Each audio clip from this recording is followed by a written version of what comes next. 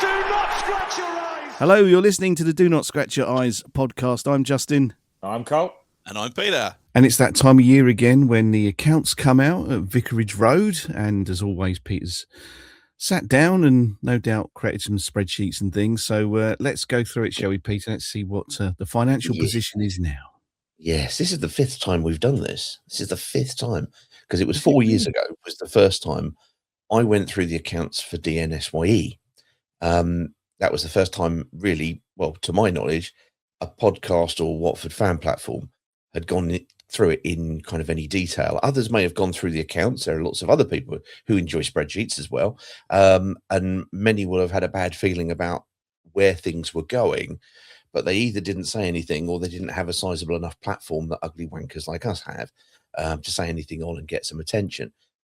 Since then, football finance and the interest on it has kind of developed because I think people like Kieran Maguire from The Price of Football and, well, even before that, in fairness, the Swiss Ramble, who are a Twitter and blogging account on football finance, have helped to elevate the attention of, you know, kind of on what's going on in football clubs' finances. Suddenly there's become an awareness and a lot more coverage from all sorts of podcasts and all sorts of media. And this is just as well, really, because until now, kind of literally now, there was no other oversight going on around football finance. So going back to that year, that first review, I was shocked to find going through it really realistically for the first time. I'd not really concentrated on it, despite having a kind of a background in financial kind of in the software kind of area. I was shocked to find that we had £138 million worth of debt. And I think both you and Carl and everybody else was sort of a bit shocked to find out. At the time, you know, we looked at it at the time, a double-edged sword of kind of COVID and relegation kind of escalated the problem. And the amounts were, well, 138 was just frankly scary numbers. Since then, it has to be said, the club have done well to manage that number down considerably. And this makes it actually, for me, doubly impressive. If these year's accounts can be believed, and we have to, they've reduced the debt against a backdrop of turnover, i.e. the money's coming into the club, literally falling off a cliff. And they've not just fallen once, as per, you know, literally that first time when we talked about it, they haven't just fallen off once, they have fallen off twice. The numbers have now fallen off. You will have heard parachute payments are, you know, no longer a thing in this set of accounts. And this set of accounts is looking back for between July 2024 and last June 2025. So they are almost a year out of date straight away. So if we look at those accounts, we can do, and many people have already done that because, as I say, there's now a far bigger not only audience but also people who will talk about these things. So there is Kieran Maguire as available for you. There is Simon Parkin who put stuff out literally within about 50 minutes, I think, of the accounts coming out, had something. And I'm going to reference some of those bits here, and I would encourage everybody to go and look at that. That's at Sonic Parkins on Twitter. Kieran Maguire or Price of Football, you'll find all of that. But also what was really encouraging was on the evening, a 4 or 5 page, really digestible summary came out from the Watford Supporters Board. And we put a link to that in the Twitter. But if you haven't seen it, do go and look at it, because bearing in mind, these are the supporters' elected representatives. You know, this is the first thing that they've really sort of done or delivered. We know they've had the meeting. We haven't seen any meeting minutes as yet, but that coming out, I think, was really, really positive. Now, when we did it back in 4 years ago, sorry, if you remember, it came on the back of the supporters construct, the meeting that you and other people had gone to, yourself and yourself and Carl. You weren't actually invited, but Carl blagged you in, which you found out midway through the buffet. And Yes, as you all know, DNSYE, big fan of buffets. Obviously, we will sell our soul for a vol-au-vent. Now, what became apparent on that day, the club released the accounts that day. Then 2 weeks later, the minutes of that meeting were, to my knowledge, never actually released, but it came out in the meeting notes, and everybody went, "Why are groups having this meeting? What's going on with this? What's going on with this?" And we ended up having I ended up interviewing you and Carl, because you were there, to say what happened. And we went through it. And Carl Wilson, now friend of the pod, turned around and went, well, they've not said everything. They haven't said everything about the accounts. And the accounts were released that day. But the accounts weren't really a large element of discussion. So I went away, and that's how this rubbish started.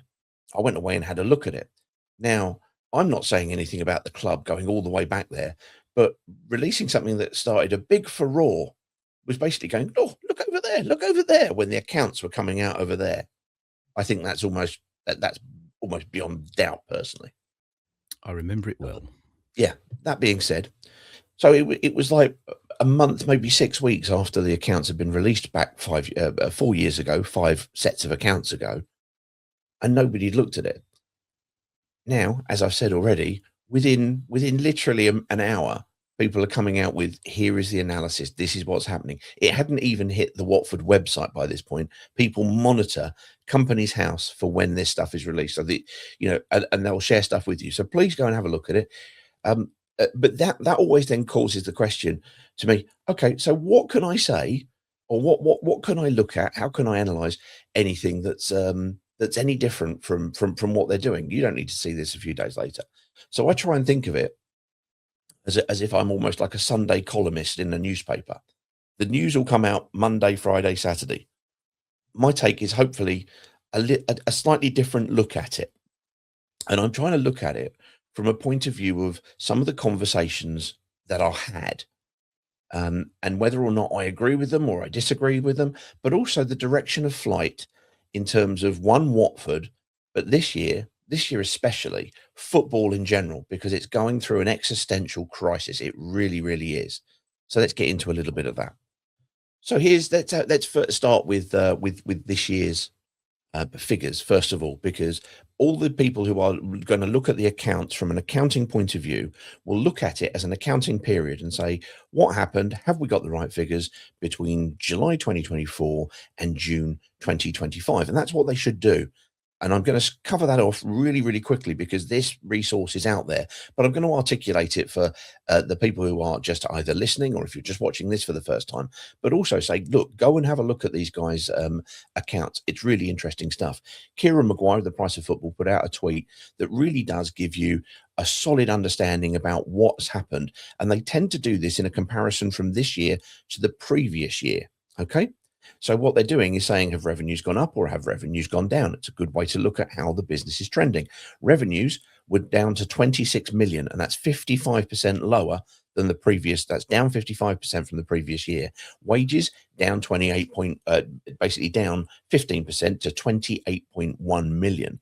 The wages to the percentage of revenue, i.e., how much wages we are paying out as opposed to how much money we are taking in, have gone basically up 57% to 108%. That means for every pound that we give the club, they've got to go and find another 8 pence to actually pay the entire wages. Now, that's not just the player bill, that is the wages. However, the wages, as we heard earlier on, have come down 15%.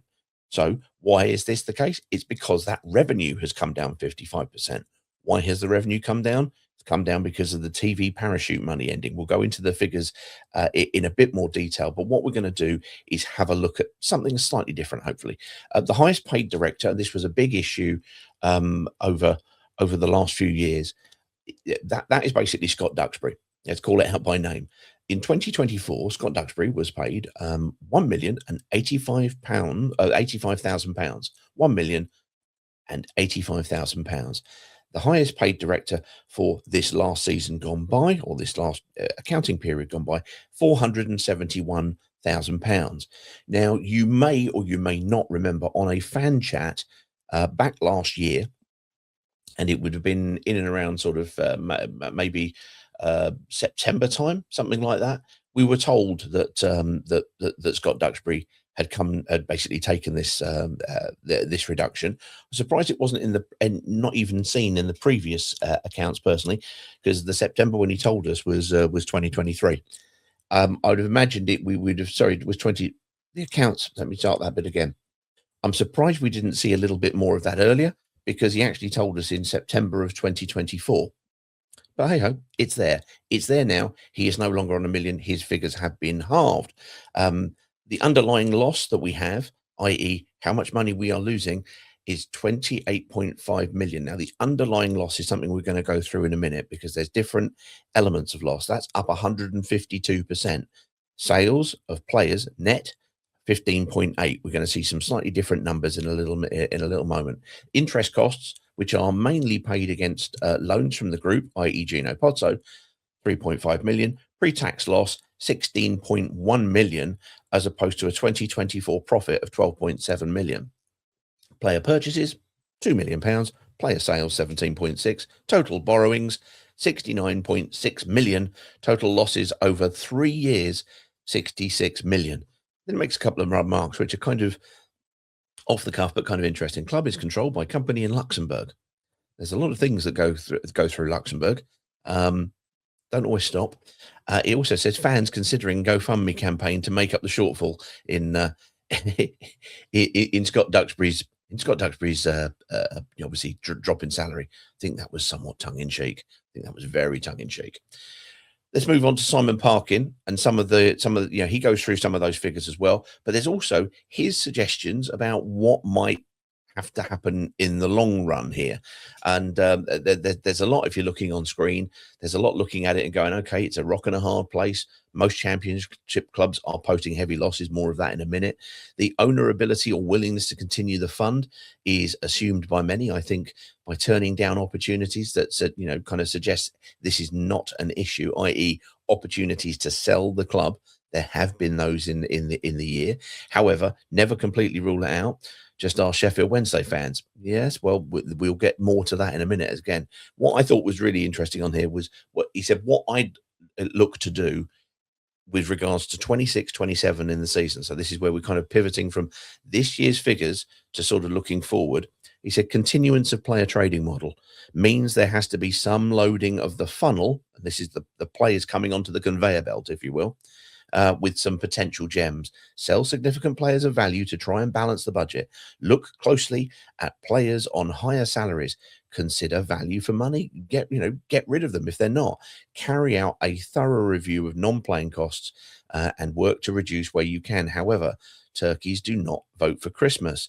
Now, it's an interesting one because if you think about it and you go back and look at everything that we've seen in the most recent times online, on the spaces, on social media, a lot of people will be complaining that we are a player trading model. We are not a football club, and we don't get the balance of it.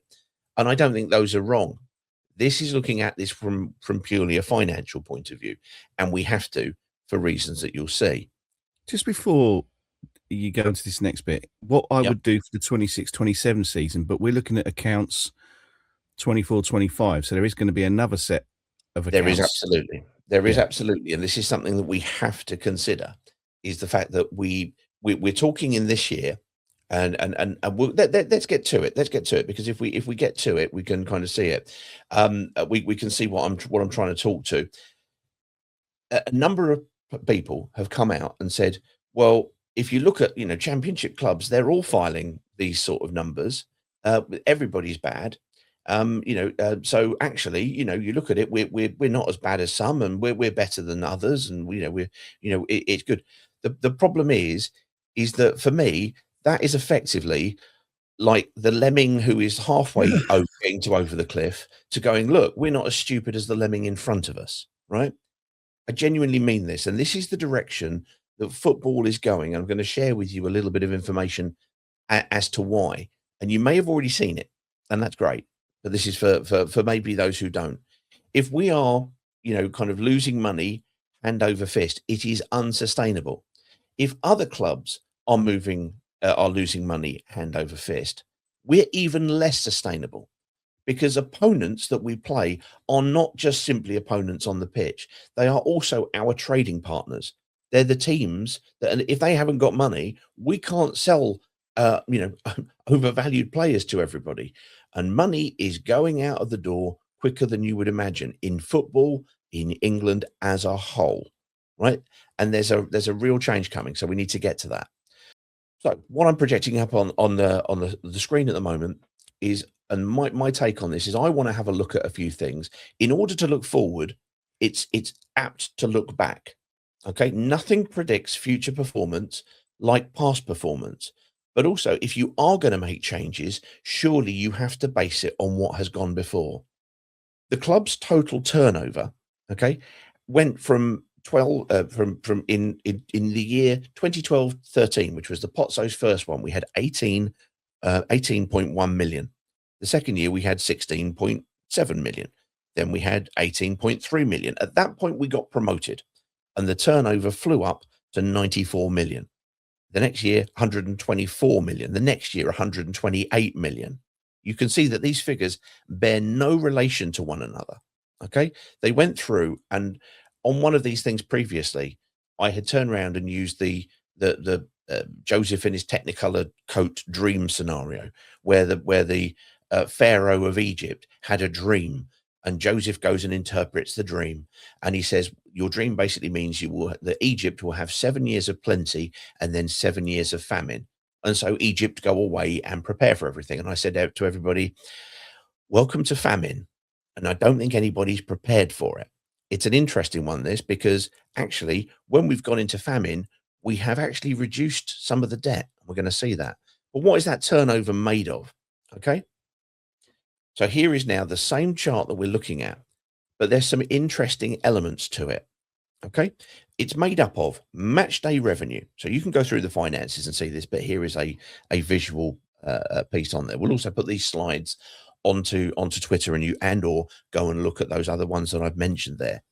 Match day revenue. So that's basically you and me going along, buying tickets, buying pies, buying merchandise, whatever you like to have. Commercial could include merchandise purchases, but it's also going to be hospitality. It's also going to be sponsorships, etc. But the big thing that makes that jump, and everybody knows it, is media and TV. Sky in the 90s suddenly changed the game in the Premier League. You get to the Premier League, and in order to improve the product and let clubs go and buy the best players in the world, basically, here's a wheelbarrow load of cash. And they've gone from wheelbarrow to skip, basically. And you haven't got that in the Championship. What we had was literally the drop off, the umbrella payments, okay, parachute payments as they called it. So we'd gone from 18 million last year. We came down, now we're in and around kind of 25 million, which was approximately where I sort of thought we would be. Now, what happens then if you're looking at those numbers? Match day, right? Match day revenue at one point. And when we were in the Premier League and we were getting lots of TV money, because the TV money went from 4 million or 5 million roughly up to 80, 110, 123 and 95 million. You can imagine what that does to the match day revenue of about 7 million. It absolutely dwarfs it. At one point, our overall revenue for match day was worth, in the Premier League, 6% of our total turnover. Right, that's a very, very small amount, because if you think about it, if the club's going to put all its attention and what it's going to do it where the majority of the revenue comes in. So what happens to the experience of the supporters? Well, no, you're still going to get the same sort of money maybe spent on it, but it's only 6%. It's not the important thing. What do you think that does to the psychology of an owner? Fans aren't important. The money is coming in from TV. TV becomes God. Now, switch, if you will, to the furthest to the right, this last year's reporting, which, as Justin absolutely said, is a year ago. We're suddenly 24% of the revenue. And we're not 24% of the revenue because our pot has got bigger. We're not. It's because the rest of the pots have all got smaller. Because instead of having 108 million and 123 million, we've gone down to 11.6 million. When we were having the umbrella payments, the parachute payments, they were circa 48, 45. This is the second drop off. Okay. Now there's one thing that's kind of interesting in here. And it goes back a few years. But what I want to do is have a look at these years, because I think you spot the trends over the years rather than just comparing one year to the previous, if that makes sense. Just quickly, the commercial in 21-22, 36 million. I was going to ask you to spot that. Now, In the commercial line, I'm going to read out the numbers for anybody who's listening on audio, and Justin, you shout when you think you spot a spike. We'll start with 12, 13, and we'll move forward each year. 7.7 million, 8 million, 8 million, 2.5 million, 5.2 million, 10.6 million, 13.2 million, 17.2 million, 4.1 million, 36 million. I've spotted a Right. spike, Peter. I think you spotted the spike at that point. It has subsequently come down to 8 million, just under 6 million, and 7 million. I mean, don't get me wrong; these are all respectable numbers for what commercial are pulling out. But suddenly, we had a year that absolutely spiked. Why do you think that happened? I Is it have no player idea. trading? What At where the does time, player trading come under in this? no, that doesn't come into player trading. This Right. is it, what this happened. What happened here was look at the figure in that particular year for media and TV revenue, which is immediately below that 36 million. Yeah. 85 million. Yeah. 255. Look at all the previous years and see the direction of flight of the TV revenue.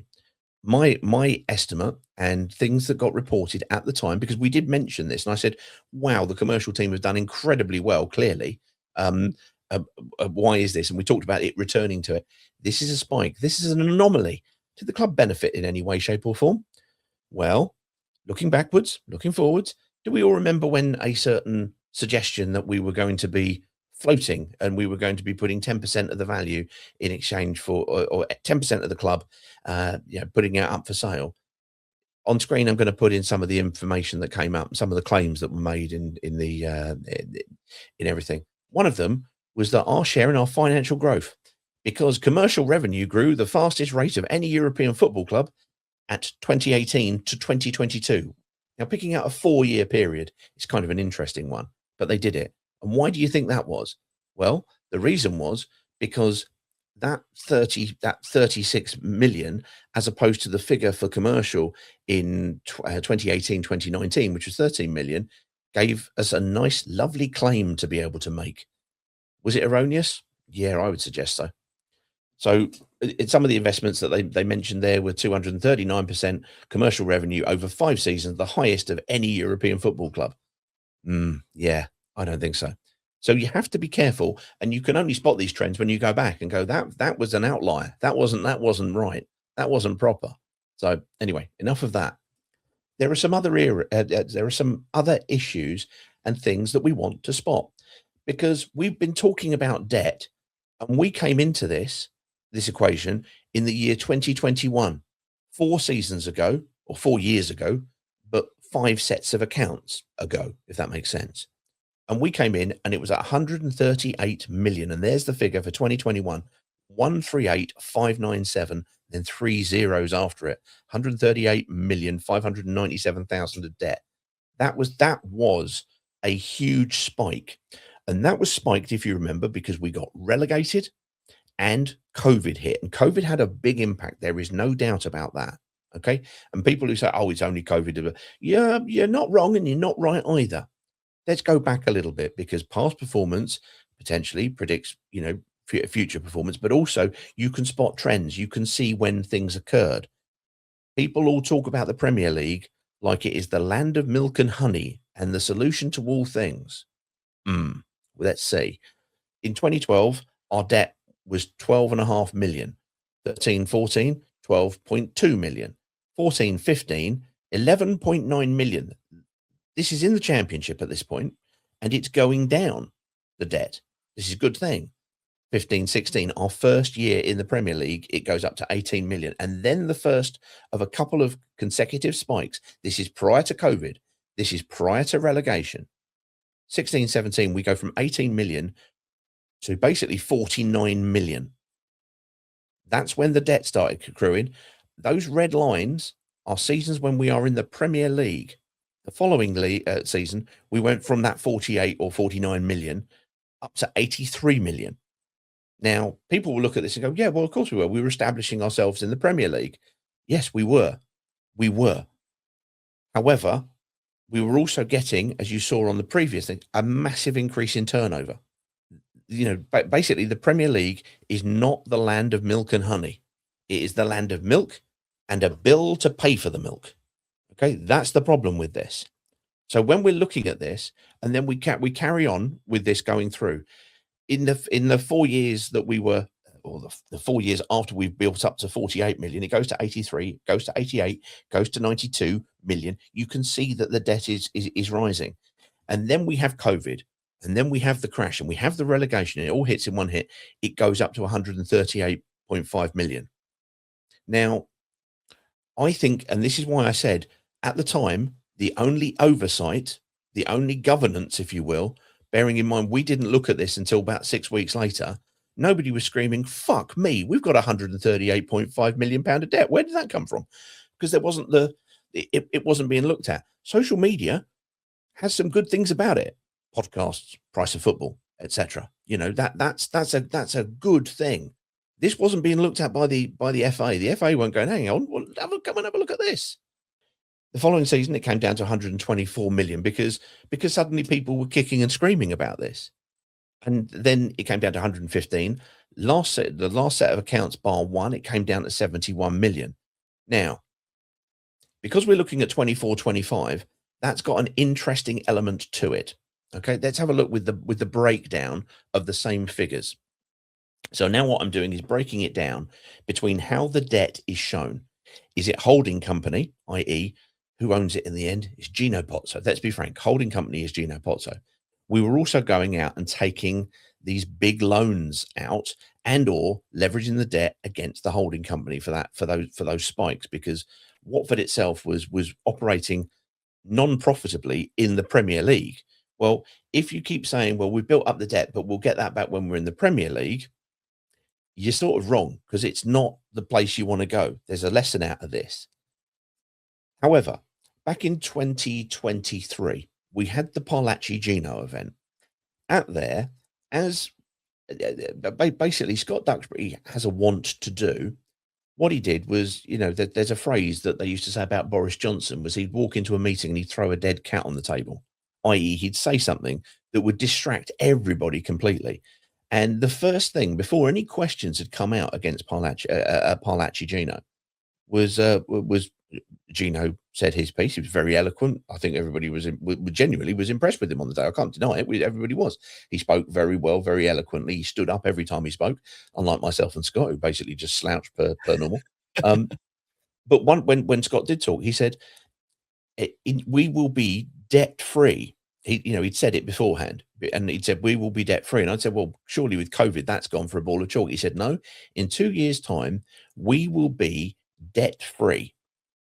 Now, we've talked about this on the podcast, because immediately that happened, we went into sort of secret squirrel mode, or others did. I should credit them, and went and actually said, what does that mean? What does that mean?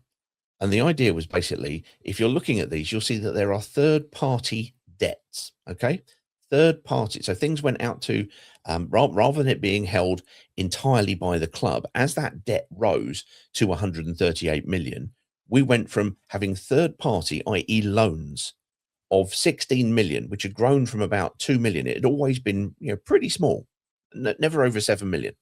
It went up to 66 million. And at the same time, we had a holding company debt of 71.5 million. So suddenly you've gone to this massive amount of debt. You can understand it why. You can understand why it was.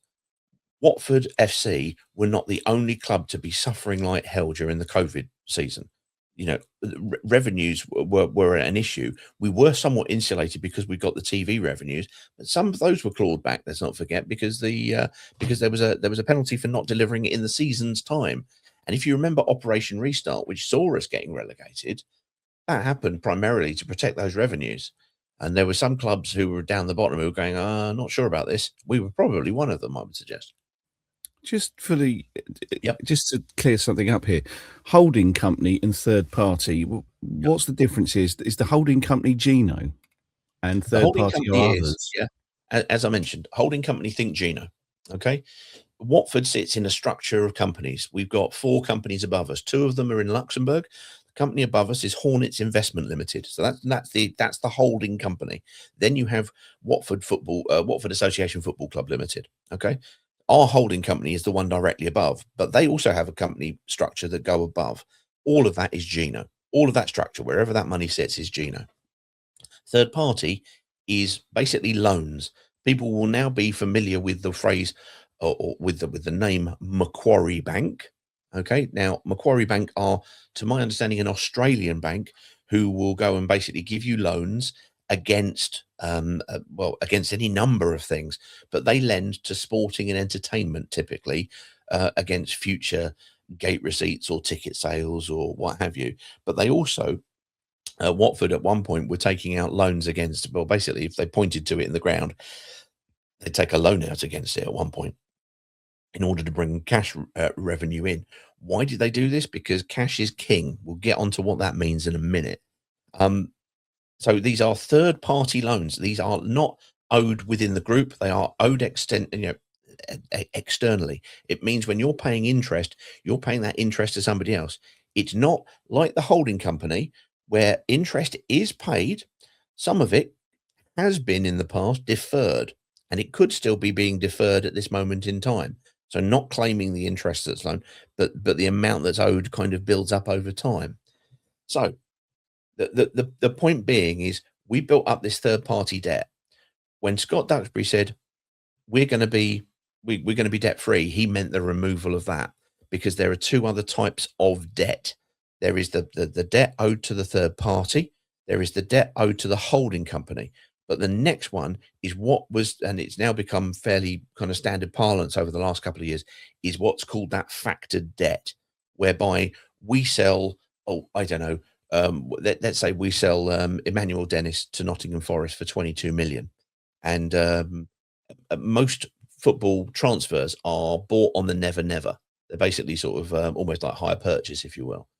So instead of giving us 22 million, unless it's in exceptional circumstances, and a cash deal, which I think Yao Pedro was, which is probably why he went early, probably why he went maybe a little cheaper than we might have wanted to have seen. But you know, that's water under the bridge. They gave us cash up front. Whereas, let's go back to Emmanuel Dennis, the club, Nottingham Forest, will give us, say, 8 million on the first, as and when they buy. And then the following year, they will pay us a balance. And then the following year, they'll pay us a balance. So they'll pay this balance of the transfer window, the transfer over the course of the player's contract. Now, what you can do to Macquarie is go, well, see, you know, we've got 8 million, we're going to get another 6 million and another 6 million and another 2 million, something like that. They'll say, all right, well, what we'll do is we will cut you the check now for that first one, that first tranche in a year's time of 6 million. We'll give you 5.5 million for that, and then they'll take the 6 million in a year's time. The one that's in 2 years' time will cut you a check for, I don't know, 5.3 million, and then we'll take that in the year's time. And the rest, and that's how they do it. It's basically, and the reason why everybody in football finance, including Kieran Maguire, which is why I can use it, because, you know, let's face it, that's like a benediction from the Pope. It's like a payday loan. I'm giving you the money when I get it, but I need the money up front. Now, during COVID and thereafter, cash has been an issue. It has been an issue, and we're going to get to that in a minute, because that's why clubs go bust. Lack of cash, not just the debt. We have to have the money in to service the debt. Absolutely, we do. The debt is bad. Bringing the debt down is good, and the club have done that. The only amount that we now have, the debt has come down over last year. Last year, we had, let's go to the total, 71.3 million. This year, we have 59.2 million. So it's gone down, even though our turnover has dropped off a cliff. Now, I did say earlier on, if the accounts are to be believed, I'm astonished that we managed to do this. I'm astonished and or impressed, and we'll see which one it is in the longer term. However, when you look at that, the third party debt has come down from, let's go back to the time when we were talking to Scott Duxbury at Parlaci Gino, and he said this is going to come down. He'd said we've basically consolidated all of our debts into one £50 million loan in and around that time. So we had a total debt of about 63 million for third party, 51 for holding company for Gino. Last year, that third party debt had come down to 19.6 million. This year, it's come down to 5.7 million. And that is factored debt. That is debt that is basically owed for players that we have sold, but that we've taken the cash in. But when the payments come through from the other company, or from the other club, I should say, that then basically pays that off. So the club don't consider that debt. Now, in previous years, I have mentioned, for example, the case of the tragic Emiliano Sala, who was signed by Cardiff and then was travelling across from France on a light airplane that went down. And then Cardiff said, "Well, we're not going to pay you for him because he's passed away." The tragedy of the human loss there is far exceeds any form of financial piece. But it showed at the time that actually, you know what? Just because the deal's done doesn't mean that that money is always going to be paid. That third party goes into administration. Where are we going to get our money from? So there is still risk and still contingency about it. However, that debt has come down. That is a good thing, no matter what. Okay. So as we've gone through various seasons, and we're going to get on and have a look at the profit and loss and how the club operate. The club principally operate, and you were asking about player trading earlier on, and this is where we're going to get to see it, Justin, is typically the club will make an operating loss. Okay. It has never made in the last 12 years an operating profit. It only makes a profit from when we sell players. So all those people who say, well, we shouldn't sell players and we shouldn't do this, and we're operating as a trading model, you will see as we go through increasingly how vital that actually is.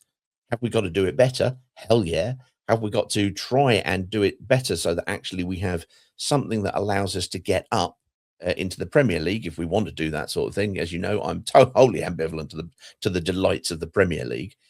Yes, we do. But we need to take a look at it. So all the way through the year, the blue as you're looking here is basically the operating loss, and that's below the water margin all the way through. The operating loss, and it could be an operating profit and loss. You could make money. Most companies make an operating profit if they possibly can.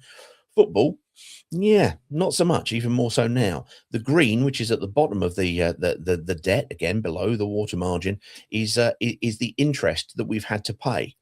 Now, this year we estimate that it's probably going to be about 3.5 million on of debt that had been paid. But now we've brought the third party debt down. There's less debt having to be levied. Yes, for those people who are saying, well, yeah, but what about the Gino debt? You're not wrong. You're not wrong at all. However, what you can see from this is that actually the profit comes from the player trading. We have to do it, but we have to do it better. So the overall profit and loss as we go through here. So now what we're doing is saying, okay, what years have we made a profit? We've made a lot more losses than we've made profits. And if you remember from the previous years, a lot of those came in and around the Premier League. 17-18, we made a loss of 31 million. 19-20, we made a loss of 35.6 million. We don't tend to make a profit. Ironically, we've made more profits per se in the Championship in the last 10 years than we have from the when we've been in the Premier League. However, these numbers sort of blur because when we went up for a season, yes, wages went up, yes, they spiked, yes, but you then get the tail of that later on, and therefore you get some profit. But this year we have made a loss of 15.9 million. Others will see that at kind of 16.1. Now these are all kind of pre and post tax. The point being is this is not a profit making procedure unless we play a trade. Worse than that, it is not even a break even situation unless we play a trade. We do have to do it properly. So I appreciate people saying we've turned into a player trading model. I really, really do. I got that. We've got to do it better. So I mentioned earlier on that until now we were podcasts, or because the price of football is the podcast. Letting people know what this was created a weight against football clubs, and we'd be wrong to think it was just our own. This type of interest in the club has grown and grown and grown. This guy on the screen is a guy called David Cogan, who's been appointed as the Independent Football Regulator. This has literally only just been happening, but we've been talking about a lot of things over the last few years. Some you will reference and remember, and some you won't. Some you will have already known about elsewhere and not known. Something that we've been talking about has been the fair deal for football, which has been talking about when are the Premier League going to give a somewhat better level of remuneration to the rest of the football pyramid? Now, this is, basically trying to go in and negotiate when you're giving absolutely nothing. The Premier League went, no, fuck off, basically, for want of a better phrase. But we're not interested. We're in the Premier League. We're not going to do that. Now, you may have had those clubs who were yo-yo clubs who may have been in the Premier League one year and gone, yeah, we would like to do this. However, it takes 14 Premier League clubs to vote for something to make a change. And surprisingly, they didn't. You then saw things happening over the last 20 years at Blackpool. You saw things happening at Wigan. You've seen things happening at Morecambe. You've seen things happening at a number of other clubs, and especially at Sheffield Wednesday, most recently, where clubs who are historic parts of their community basically being run ragged by rogue owners, effectively bad owners, bad actors in this instance. And so what the government did, and I'm not talking about this government, I appreciate people will be, I don't like Keir Starmer, or I do like Keir Starmer, or wherever you are on it, but it doesn't really matter. This was brought about by the last government. This was what was started by the last government, and then it's being seen through by this. So this is a cross-party thing. Was the Independent Football Regulator. There has been contention because this guy has been appointed under a Labour government, and he is a Labourite. So I'm not ignoring any of this. However, an Independent Football Regulator has some things it's supposed to do, and it's now in place, or it's now building up. It is charged with promoting and protecting the financial soundness of regulated football clubs. It has to promote and protect the financial resilience of English football clubs, and it has to safeguard the heritage of English football. This is something that most fans, I think, would go, yes, absolutely, we need to have this. And what's the reason we need it? Well, we'll get to that. Some of the things that it states, and I'm not going to go into all of it, but you can go to the Independent Football Regulator and see everything about it. But it says, for example, the Independent Football Regulator, IFR as it's known, was established by the Football Governance Act of 2025, has introduced strict liquidity requirements to ensure the financial stability of clubs in the top 5 tiers of English men's football as of March 2026. These regulations mandate that clubs maintain a positive liquidity headroom to survive financial shocks. Think COVID, think relegation. Key liquidity requirements include a mandatory 85 million stress test, 85 million pounds stress test, ensuring clubs maintain positive headroom to withstand shocks like relegation or lost revenue. As a unique provision, clubs can count 40% of their player registration market value as liquid asset. I'll explain this in a minute. The IFR will apply targeted regulation with high-risk clubs facing demands to inject cash, reduce debt, or cut spending. This licensing regime, including positive equity ratio requirements, will be fully implemented by the 2026 to 2027 season. Now, what does all of that mean? When clubs go bankrupt, they don't go bankrupt because of the amount of debt that they have. They go bankrupt because they run out of cash. They can't afford to pay things at this moment in time. When they're talking about liquidity, and especially when they're talking about 40% of their player registration market value as a liquid asset, what they're going to be requiring is clubs to have money on hand, cash on hand, in order that they are basically sustainable in the case of a shock, a COVID, a relegation, any number of external forces that you've seen kind of prove problematic. Now, if we go back to, I can't remember, I think it was not the last set of accounts. I think it was the set of accounts before. In this set of accounts, the club say we've got 1.3 million pounds cash on hand. Okay, fair enough. That's ongoing, money to run the business. A couple of seasons ago, you remember the number that was in there, Justin? It's about £3,000, wasn't it? It was exactly that. It was £3,000 that the club had in. So if something hit that had to be paid for immediately, or we had to pay bills to people, and we've heard people would have heard a lot of rumors about contractors not being paid for a good amount of time, and issues happening, and players not necessarily being paid on time. Now, all of these have sort of, the noise around these things has died down this season. That's a very, very good thing indeed, because that's a real issue and a problem and a concern. This is going to mean that the club have to look at themselves as to how do we run this within the Independent Financial Regulator. Now, we have our supporters board, and they are providing, if you want, a dialogue conduit between us and the club. They are voted representatives. And I've seen a lot of people, because have said, oh no, they're not going to do anything. They're not going to do anything because they don't have any authority. People aren't wrong about that. What they have is the mandate of the fans. So the more people who follow them, the better mandate they have. Make no mistake, the IFR, the Independent Football Regulator, they got the power, because where it says this licensing regime from 26-27 onwards, clubs will have to have a license to trade as a football club. Okay, so these guys can ultimately, they can stop you trading. They can say you haven't got the license to be a football club. You have to get yourselves in order. Now, why are they having to do that? Well, one of the arguments of the Premier League, when the Championship clubs were going to them and saying, or the Championship, let me correct that, the EFL teams were all saying, well, we need more, a share of this big pot that you're enjoying. They went, well, what's the point? What's the point? You haven't got any money, and yet you're blurting it all. You're not running yourselves in a satisfactory manner. If we give you money, it's basically like giving a group of 20 people who are all going into a casino 500 quid, asking them to go in, come out, and expecting to see the £500 again. You'll just blurt it. Now, the IFR here are forcing the clubs to remove that argument in a way. Does this make sense to you? They're saying, no, you have to be run in a sound and sustainable way. Otherwise, we have no argument when we go to the Premier League. Also, now when they go to the Premier League, they can go, no, we are the IFR. We are looking after the whole of the pyramid of football. And therefore, in order to have your licensing done, we need to have this. These guys have leverage. There's a fundamental difference. Why is that important? Well, I mentioned earlier on that cash flow is king. Cash is king.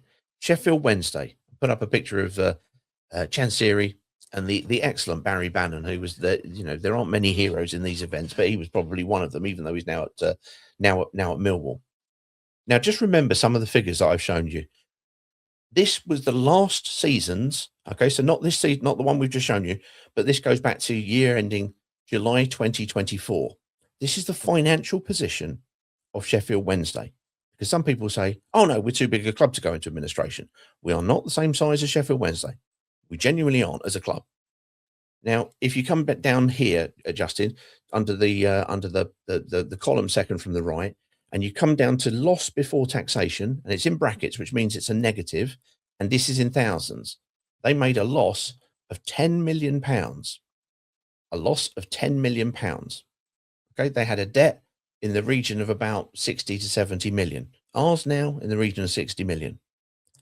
The reason they went pop was because of liquidity. They went pop. There we go. 69 million was their total debt, because suddenly they didn't have the money on hand, and they were put into administration.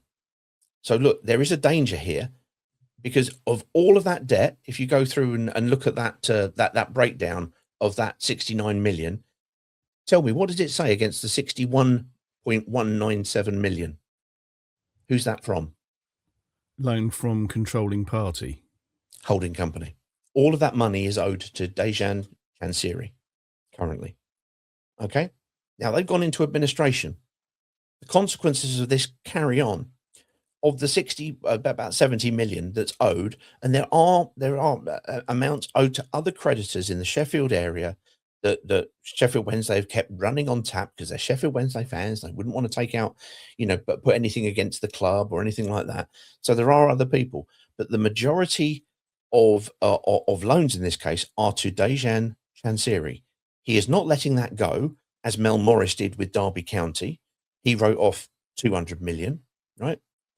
And allowed the club to basically then come out of administration.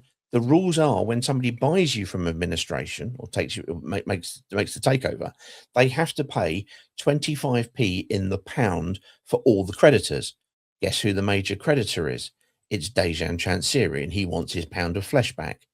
Then the offers that have been made, the initial one, which fell by the wayside, was a rogue one, was going to pay 25p in the pound, and therefore Sheffield Wednesday, after a year of absolute horror, were going to at least able to start League One next season on 0 points.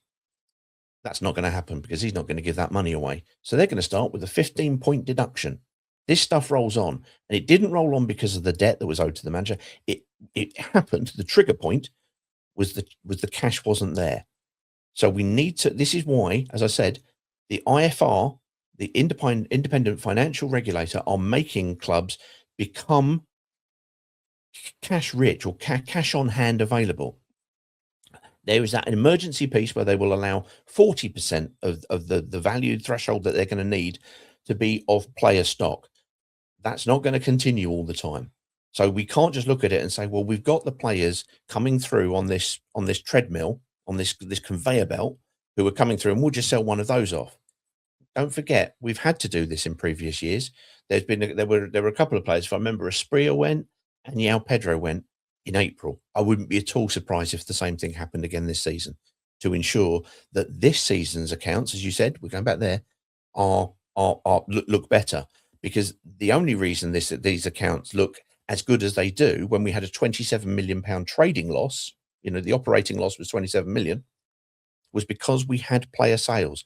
Without those, you're buggered. But not just us, everybody is. This is a fantastic slide, credited, absolutely prepared by Swiss Ramble. You will see it if you've gone to, in the last day, I was putting this together, and I've also seen that the Watford Supporters Board have put this up as well. Let me explain what is on here.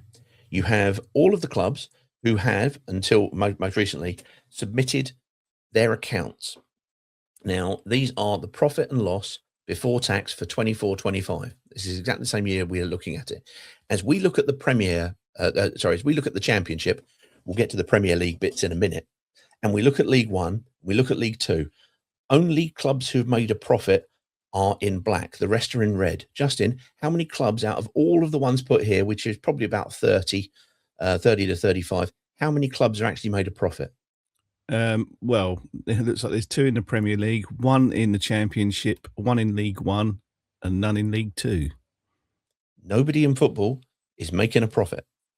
And it doesn't matter whether or not you're in the Premier League or in the Championship, but we'll get on to more of this in a second. Of the companies who've made profit in the Championship, who was the company who, in this last accounting period, made a profit? Plymouth Argyle. And Plymouth Argyle are currently playing their football in League One. So everybody who's sitting there saying, yeah, but there's a balance to be struck here, because you have to have a squad that is competitive. Otherwise, you go down to League One, and then you're in even bigger problems. You are and you aren't. Because if you look at this, if you come down to the bottom on this, we have an average amount of loss. Okay. And this is the loss both after player sales and the operating loss, so to speak. If you go to the average there for the Premier League, how much is the average loss? 31.1 million. How much is the worst loss? 104.2. West Now Ham. come to the Championship. What's the average loss in the Championship? 15.1. So there's bigger losses in the Premier League than there are, and the worst case scenario was 35.1 in the Premier League, in the Championship, which was Cardiff City, who've again gone down. So the worst loss was Cardiff, who got relegated. The best figure, which was actually a profit of £300,000 for Plymouth, they still went down. It's very difficult. League One, average loss 5 million, worst loss 15 million, which was Charlton Athletic at the time, but of course they did that getting up. League Two, 2.6 million, worst case 6.1. If we then look at, and I said earlier on, we haven't made an operating profit before player sales basically ever throughout the problems with the range, shall we say, of Pozzo. Here we're now looking at just the operating loss, just the operating model. No company has made an operating profit in that last accounting period. And actually, the average loss is 25.5. Watford are just above average on the losses on an operating and an overall scale once we factor in player sales in that particular year. Now, don't forget, this season, we haven't actually sold any players of any particular note. Yes, we've moved Moussa Sissoko off the books, and, I'll say it. Right. He's gone. So we've got rid of Mr. Sissoko. Great stuff. There's 45 grand a week already back in. That's nice. However, we haven't sold any players. This was supposedly having a go this season. Hasn't worked out. There are going to have to be those sales. There is no doubt about it. But there is also a warning here for everybody who's looking at, well, we need to get in the playoffs. We need to get promoted. The Premier League is now this expensive plaything. We've mentioned it. It's got oligarchs. Or it used to. It's got American billionaires. It's got golf money coming in constantly.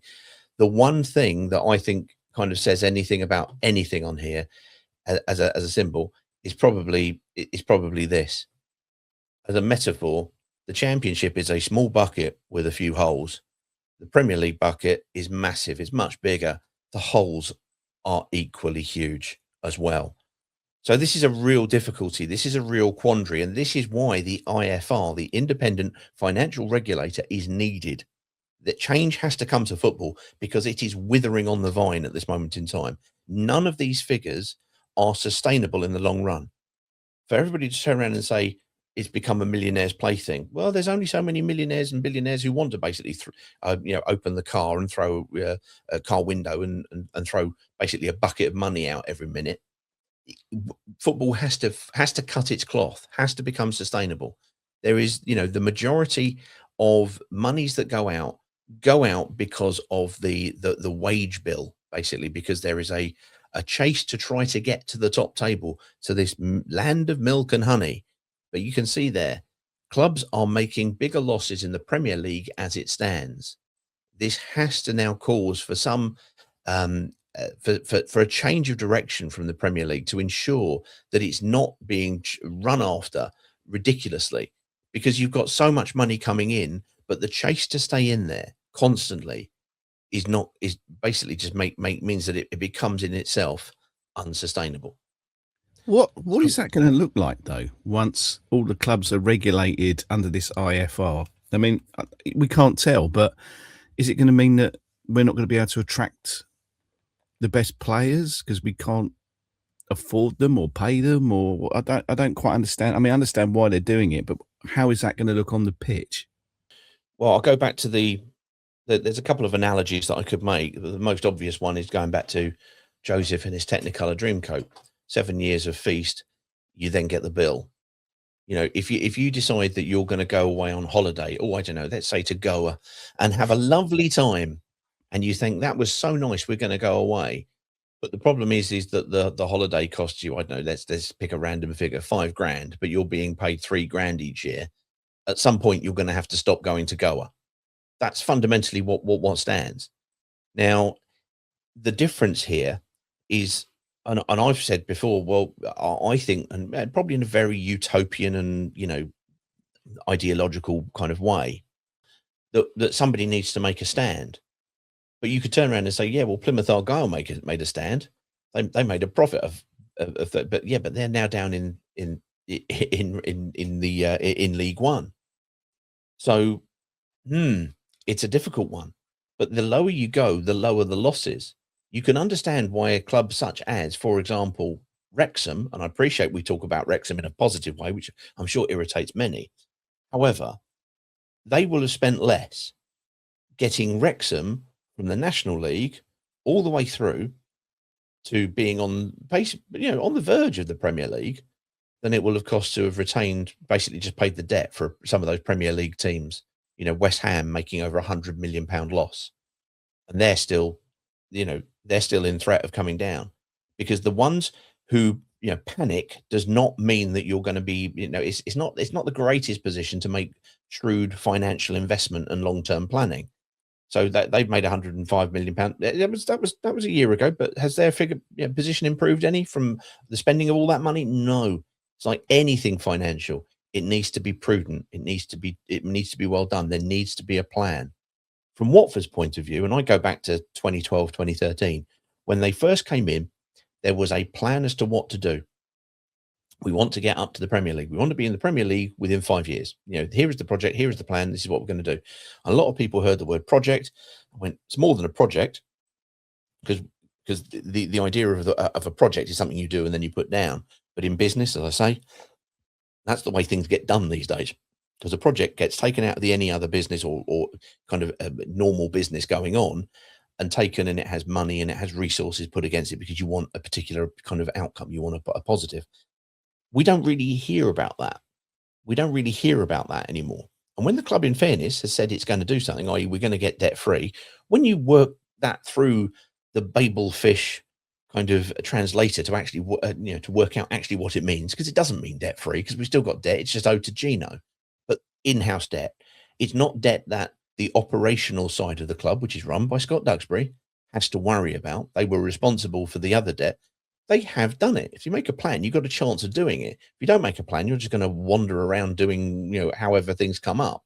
And that feels how we sort of tend to be. We basically at this current time have the average long-term plan of a blue bottle. It's like flying all over in all sorts of directions. So regardless of the money, we have to work that through. The club and all of the clubs have to factor this in. No one club has to take a stand on this. All the clubs do, because it's going to be pushed across the hierarchy, providing it does, providing that nobody ends up kind of challenging the IFR in court as a restraint of trade or some such, as the Bosman rule came about. All of these things came from being pressed through the courts of law to understand what was what was legal, what was able to be done. But if you look at American sports, all of those are incredibly profitable. Yes, they don't have relegation. Yes, all the players are owned by the leagues, so there is less of a bidding war. They allow some bidding wars to go on, but it's a license to print money, and that's the reason why Americans are coming over here, because they're going, wow, we can invest in a sports club for a tiny amount in comparison to what we can do in the States. The reason being is because when you buy this a sports team in the States, you're basically buying a company that just simply prints money, because it has a massive return on both broadcasting. There is no relegation to change that, so you've just got these perpetual things coming in, these revenue streams coming in. England is different because of relegation. However, relegation and promotion in financial terms are actually inverted. We need to have basically, everybody knows that realistically, Gino Pozzo is probably looking at this now going, Christ, this is hard to make money here. There's been talk about him turning down offers of circa 120 million. I've heard one that was, even more than that potentially, because what he wants is 140 million. Now, if we get into the Premier League, and the question is going to be, how are you going to get into the Premier League? Thus, you need a project, you need a plan, you need to stance, and you need to stick with it. And if you want to maybe, I don't know, stop giving money to managers who you're now sacking, having appointed them 3 months previously, that would help. That would help. Bear in mind, we've got 50 million credit. This was about 3 or 4 years ago. They don't define the amount of money that is paid in terminations to managers. You do have a term, but roughly speaking, you would say probably about 3 or 4 years ago, 20 million, probably the best part of 25 million now, has been spent on giving money for managers to go away. So you've got to change what you're doing. As I say, past performance predicts future performance. So in terms of the behaviors of Gino, anybody who bets against him, getting rid of Ed Still by May is kind of they're doubling down on a real bet that has no substance in past behavior. Mighty, let's hope. Let's say, well, I don't know, maybe Fred, maybe not. We will see. But you need to have a plan to get there. What is the position when we get there? The irony is the club is worth a lot more in the Premier League because of those future payments. The time to have sold would have been when we came out of the Premier League, when we, basically kind of, or when we got back into the Premier League, that would have been the time to have sold, because then you've got not only that year's cash projections, you've got the next parachute payments. Don't forget where we've gone on the turnovers, everybody. The turnover, which is what the valuation is based on, has come down from 120, 130 million. This year, 26 million. When we first looked at this, we said, look, we're going to have to cut our cloth and then cut it again when we come down to when we come out from the parachute payments. That has happened. We have been running. We are here. We are seemingly there. If we had that additional revenues from the fair deal for football element, which we're not going to get given at the moment, but with the IFR, it might happen. That would be somewhere probably between an extra 6 to 8 million in revenue, something around that, which would help shrink that. It would make us sustainable. It would make the losses okay-ish to maybe cover by a benevolent owner, but the owner wants to sell. So, well, I would suggest he wants to sell, but he wants the right figure for it. So we will see what happens. We will see what happens. But there we are. A lot of things are going to be changing over the next couple of years, not just at Watford, although clearly something's going to have to do in order to improve things yet further, because we've already done a lot of shredding. They've already done a lot of good husbandry since people started taking notice of the accounts. So the debt has come down from 138 million down to circa 59, something along those figures. There could be some more debt in the accruals. There could be some more debt at the holding company level. Don't get me wrong. There could be that, but this is a good indicator. So it's mainly positive. Yes, it's an indicator of the difficulty of running a team in the championship, but being mid-table in a championship where everybody is losing money hand over fist, it's not a good thing. That's not a sustainable thing in any way, shape or form. And therefore you've got the IFR coming in, and that is going to be the hope of everybody, that we're going to be able to have football, but on an even playing field. Now, I mentioned America because America is more of an even playing field. Ironically, the land of capitalism socializes its sport. We here, everything is it's based on monetary figures, because you can invest whatever you want and do whatever you want. Until now, sustainability is coming in slowly, and it's going to be a painful changeover. We'll see what happens with it. But Watford, as much as the rest of football, need it most certainly.